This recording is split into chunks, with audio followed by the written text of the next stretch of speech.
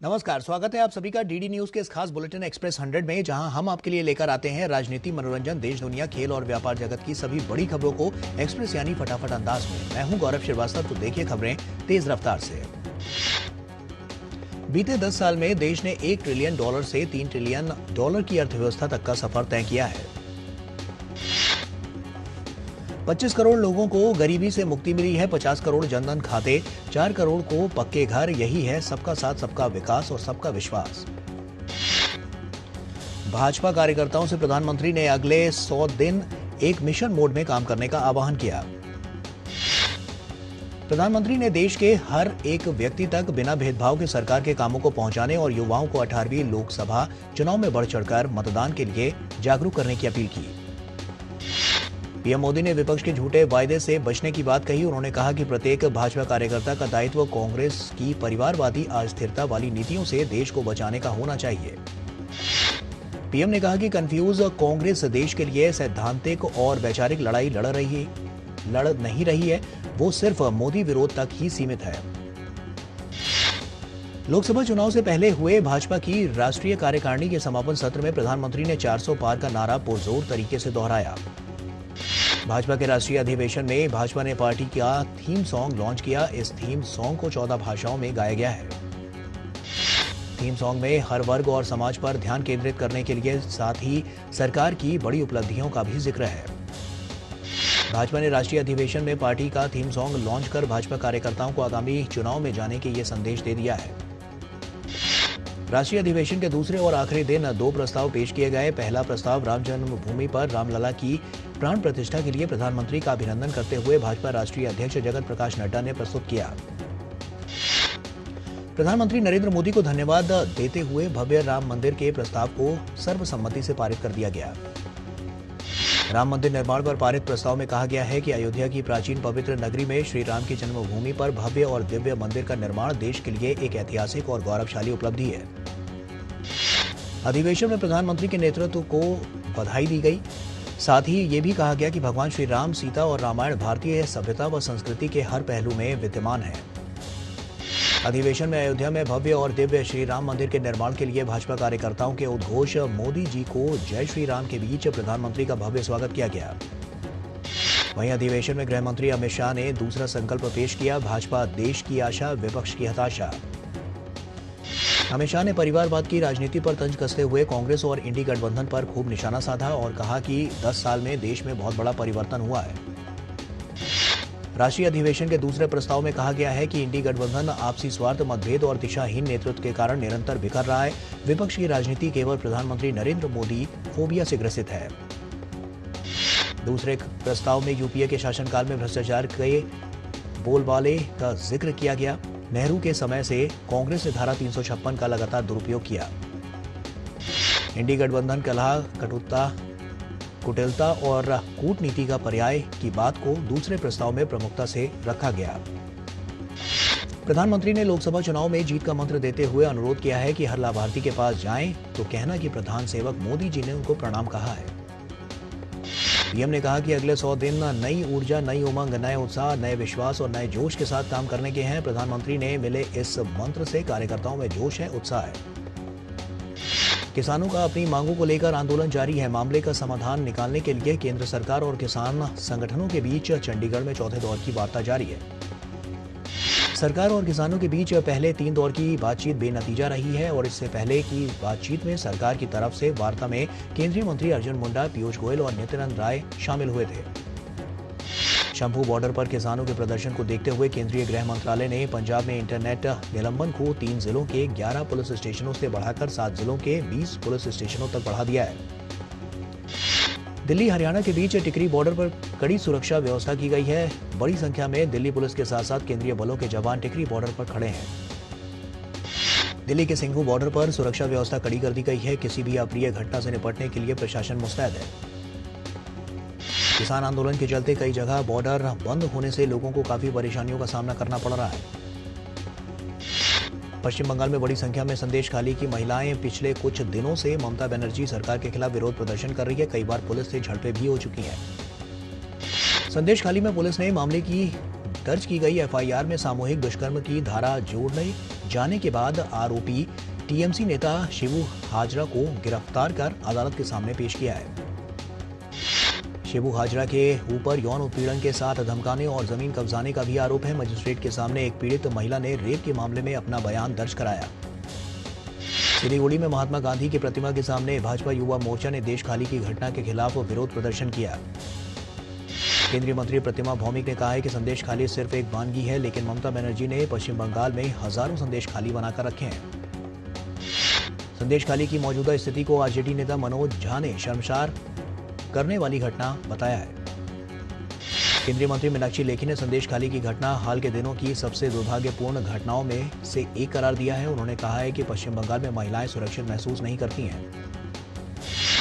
लोकसभा चुनाव में भाजपा के विजय का रथ रोकने के लिए वजूद में आया विपक्षी गठबंधन तो पहले ही जमींदोज हो गया, लेकिन अब इस गठबंधन के कई घटक दलों की स्थिति भी कुछ अच्छी दिखाई नहीं दे रही है। कांग्रेस के कई बड़े नेता एक के बाद एक पार्टी को अलविदा कह रहे हैं तो कई छोड़ने की तैयारी में है। उधर यूपी में समाजवादी पार्टी की अंदरूनी कलह रुकने का नाम नहीं ले रही है।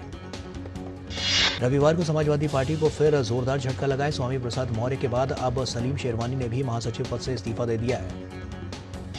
सलीम ने सपा अध्यक्ष अखिलेश यादव को चिट्ठी लिखी है, जिसमें उन्होंने कहा है कि पार्टी में मुसलमानों की उपेक्षा से परेशान होकर महासचिव पद से इस्तीफा दे रहा हूं। जल्द ही भविष्य को लेकर फैसला लूंगा। सपा के राष्ट्रीय सचिव आबिद रजा ने भी अपना इस्तीफा भेज दिया है और उधर मध्य प्रदेश के पूर्व मुख्यमंत्री कमलनाथ के भी कांग्रेस के हाथ से निकलने की अटकलें लगाई जा रही हैं। पूर्व कांग्रेस नेता गुलाम नबी आजाद ने कांग्रेस नेतृत्व पर तंज कसते हुए कहा है कि कांग्रेस का नेतृत्व नहीं समझता है कि जिन लोगों ने कांग्रेस बनाई है उनको इस तरह भागने पर मजबूर न करे। सोमवार को प्रधानमंत्री नरेंद्र मोदी संभल के कल्की धाम में कल्की मंदिर निर्माण की आधारशिला रखेंगे। कलयुग में कल्की अवतार को लेकर मान्यता है कि संभल में विष्णु के 10वें अवतार के रूप में कल्की का जन्म होगा। मान्यता है कि द्वापर युग में भगवान कृष्ण ने संभल में विश्राम किया था और उन्होंने ही धरती पर पाप बढ़ने पर कल्की अवतार की बात कही थी। कल्की को भगवान विष्णु का 10वां और अंतिम अवतार माना जाता है और मान्यता है कि कल्की कलयुग को समाप्त करने के लिए प्रकट होंगे। प्रधानमंत्री नरेंद्र मोदी ने भारत मंडपम में केंद्रीय गृह मंत्री अमित शाह, रक्षा मंत्री राजनाथ सिंह और सभी भाजपा शासित प्रदेशों के मुख्यमंत्रियों के साथ बैठक की अध्यक्षता की।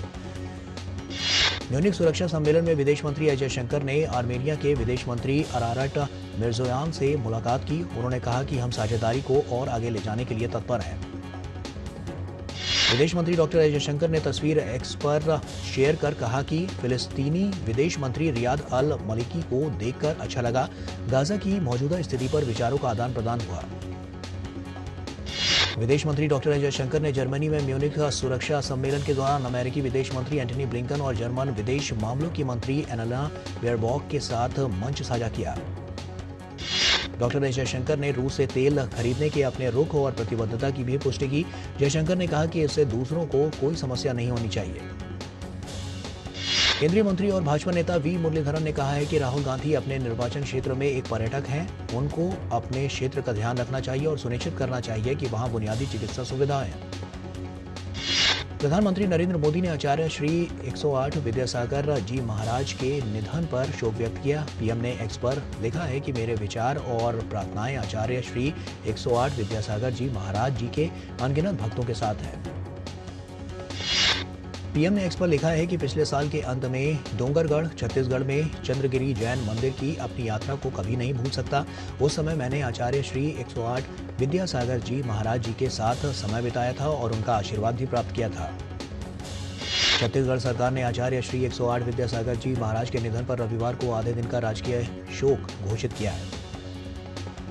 सूचना और प्रसारण मंत्रालय के सचिव संजय जाजू ने हैदराबाद में विकसित भारत संकल्प यात्रा के कार्यक्रम में भाग लिया। विकसित भारत संकल्प यात्रा का उद्देश्य विभिन्न सरकारी कार्यक्रमों और योजनाओं से लोगों को अवगत कराना है। राजधानी में चल रहा नई दिल्ली विश्व पुस्तक मेला रविवार को संपन्न हो गया। करीब 16 लाख से ज्यादा लोगों ने इस मेले का अवलोकन किया। रविवार को ही करीब 2 लाख से ज्यादा लोग पहुंचे।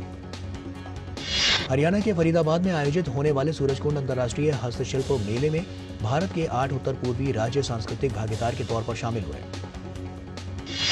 दिल्ली के उपराज्यपाल विनय कुमार सक्सेना और दिल्ली पुलिस कमिश्नर संजय अरोड़ा ने श्रद्धानंद मार्ग पुलिस स्टेशन में ऑल वुमेन पुलिस पोस्ट का उद्घाटन किया। दिल्ली के उपराज्यपाल विनय कुमार सक्सेना ने कहा कि आज दिल्ली पुलिस ने एक ऐतिहासिक काम किया है और इसकी बहुत डिमांड थी। दिल्ली में 16 से 22 फरवरी तक दिल्ली पुलिस सप्ताह आयोजन किया जा रहा है और इसी के मद्देनजर आज कैनॉट प्लेस के इनर सर्कल में सुबह 7 बजे से 10 बजे तक राहगीरी दिवस का आयोजन किया गया। मुंबई के अटल सेतु पर L&TC ब्रिज मैराथन का आयोजन किया गया। मैराथन में अभिनेता अक्षय कुमार और टाइगर श्रॉफ भी पहुंचे। उत्तर प्रदेश के फिरोजाबाद में पुलिस ने उत्तर प्रदेश पुलिस भर्ती परीक्षा में शामिल सॉल्वर गैंग के 20 सदस्यों सहित 2 कांस्टेबल को गिरफ्तार किया। नीति आयोग के पूर्व सीईओ अमिताभ कांत ने कहा है कि भारत 2047 तक $35 ट्रिलियन और 2030 तक $10 ट्रिलियन की अर्थव्यवस्था बन जाएगा। उन्होंने कहा कि अगले 3 दशकों तक 9 से 10% की विकास दर के साथ भारत ये लक्ष्य हासिल कर लेगा।